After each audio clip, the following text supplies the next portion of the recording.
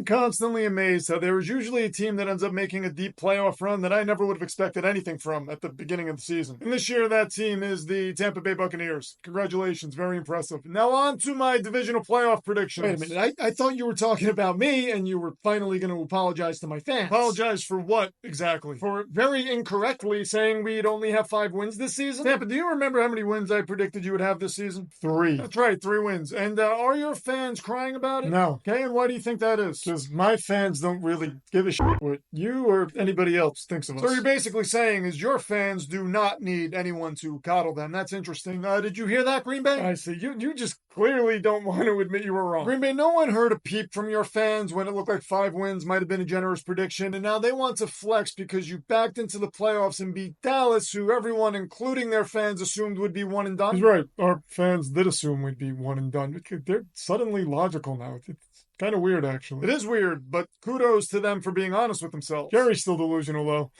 Please don't tell him I said that. Why can't you just apologize to my fans? You know as well as I know that it is the right thing to do. Oh, Green Bay, I don't know what to tell you. What might be right for you may not be right for some. A man is born, he's a man. Vegas, that's the tension. Hold on a minute here. I thought I had immunity. Vegas, the creator has revoked your immunity because he feels punishing you is far more entertaining than, not punishing you. Finally, something the creator and I agree on. On a side note, the creator would also like to express his appreciation for the Different Strokes theme song reference. I enjoy that song, for it does indeed take different strokes to rule the world.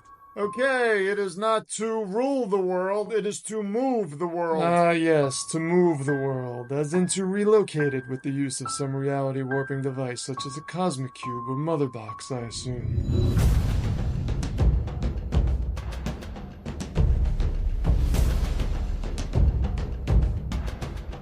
To move the world as in to make a positive impact in the lives of others. I suddenly no longer care for that song. Enough with this senseless banter. Now the Red Queen demands you come forth with your predictions at once. Not anxious to find out you're going to lose, are you? Do not mock him, Buffalo, and frankly, you should be the last one to talk about losing in the playoffs. Precisely. Even though I am picking you to win. How dare you? I'm sorry, Kansas City, but Buffalo is at home, and you just don't seem like the powerhouse you once were. You'll all pay for this. Okay, you realize if you lose and Travis Kelce retires and Taylor Swift is going to stop going to Chiefs games and there won't be a Red Queen to talk about anymore, so you're going to have to go back to being normal full time.